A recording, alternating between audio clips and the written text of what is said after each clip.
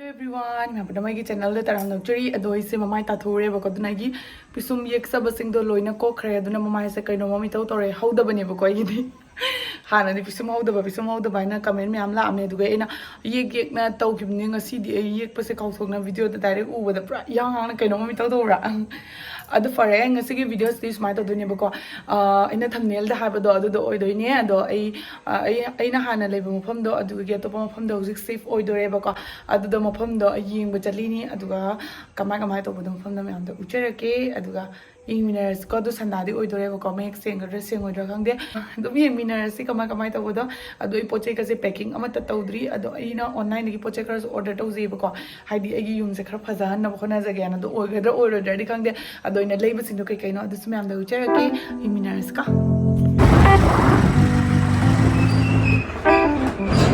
jamu to jalo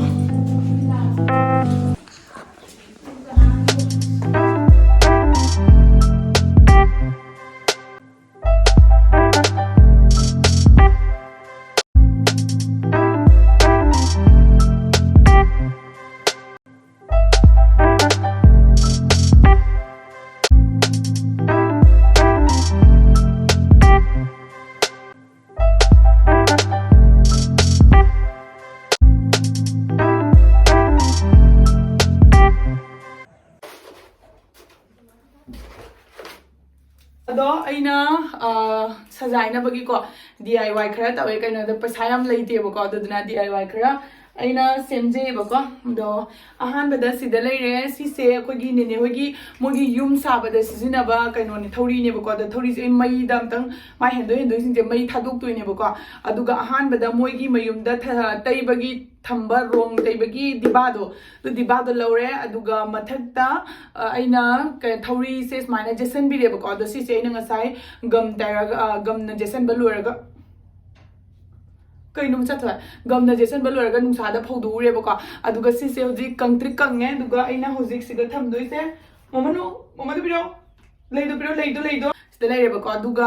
aina si se manung da thamadi amat asi se manung da thamama tamda manung da changne ba ko si pochi di mi khuding ma ki jum khuding mak to smaina to pochi leire bani na tal lina ko ai cha mana ba do auzna mi puna ma ki mayum da leire bna aina khara DIY samdo kaina siga aina ne sigi diba se laraga si se me na aduga sigi manung da ko tu magi aigi poche online gi lakpo sing gi magi kaino do cardboard to ina chappa ga manung da hachale aduga noina dum like pa gumba lengoi gumba hapasu yai ko aduga hedi manung da changhi da na bagi sidi box je chaw bani ne ko aduna mo lenga dumak pusi sina smaina thadagi bida yenga tan tan bhajai ko audo ina ne video se number again to ko do hayeng ko na video da hapaga sise nang na kamai tawri no ko da haram ri kai gi no ina hairak pa taraga de an dum ne advance ina khangden dana audo gi da makta tawbane aina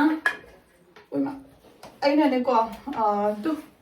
ai makeup box sama aina simjari ne ko si se loi re ba du na clip na bhajan bhadana tamini ai makeup box poche hinja du idhar udhar da mam na smina sondo ta le ba adu duna aina si sima simja bani yam na de hejare ba ko adagi sigi rang se su ko ke tari aina na hamu phi legi bagi da yaurak pani ba ko aina chapthala ga macet samma ga mathun na yo mathun ga se loi samma ga se macet ka tang ka pure leidre ekdam ambo manghan da bidai na si box se sema bani ando ngasi ki videos ki DIY su helage duga poche packing same ko pes orege bako ado ina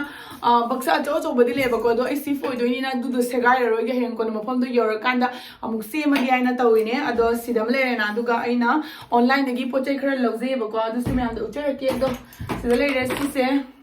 si sigi flower pot se DIY to do ni habedi ko si black color oi base do phadiam phajai bako do ina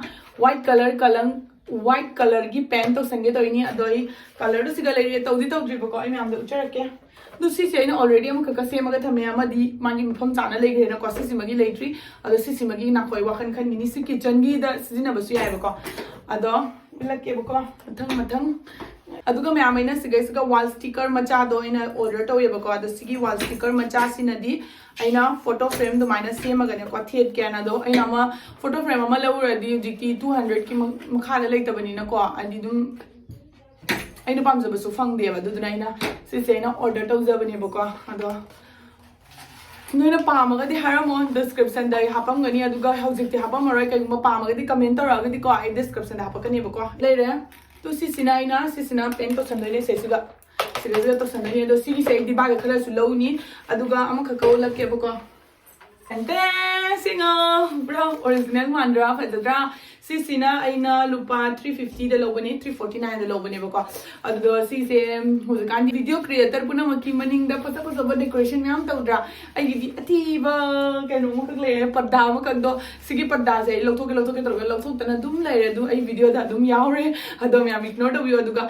हजिक फजरक्ट्रबनी फजनबay दमकता आई वाखन खन्न को नको हानादि जिंगम देबको हजिक ma'am येंगे अदुगा ma'am हापावनी सिदा लेरेंगो सेगी लेसे सिसे अइना खल्लिबको आइदि मकोक सितंग लेरी पिसारा होंगा दमाने ना मखोंग दो तोंगाना लेगेना अदुमाना खंजबने दो मखोंग दि लेद्री अदुगा खोय ममाना लेबिरमिने बको ना हमुक लाकपदे सिगी मखोंग से अदो सिगी मखोंग सिगा इना सि जुंजन बतारगदि येंगा अदुगा सि जुंजन बतारगदि फजद्रा फजरसे दो आइदी वीडियो बु सेमबने इंगांग लोइना बने आई असेंग बा केनो दो पाम्बी दो सेबा तो बंगमोय बो हादी मखोंग तो बने सिंग हाइबने त काउगन बने न को दो आइगी ओइना दि आर्टिफिशियल जे यामना कानारे दना आर्टिफिशियल ओइना लौरबने द सिदा लेरे बो को सिगी लिंक सिंग दो नोइना पामागदि आई कोना नोइना कमेंट तौरगनि कोइना हापक्तसे नत्रिगे हापोय असिनी सिगी लेदुना सिदा लेरे अदुगा खरा गमु ऑर्डर तवी अदु सिंदसे लागो लके कगिनाबदा आई वाखन खलेब आई युमसे मी अनमना दुम कमेंट हारपसु यावेबो को दुम हाइदि फजादे ना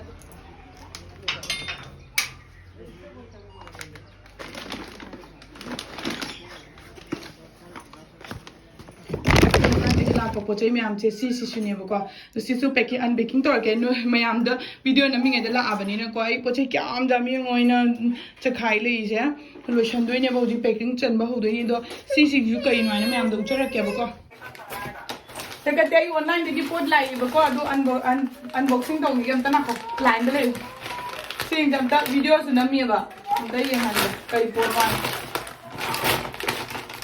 कई पोट खंडे अनी नामाने से तीन अनी तो सलुरेने अमा खतम तो बदो है सी कगिनु फंता लाई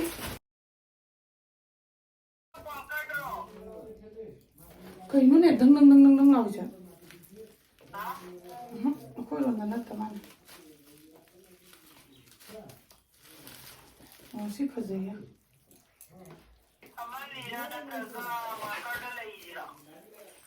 वर्कर ले खलबना अमा ओइरकपना अमा यारे सिसिमा ले ओ वाव दमले रे हां पोचै थमनबगी से सिदा अमा स्माइ थमदेबो ममानो ना होदे लेंगसे से मिशो देने ते अमेज़न दे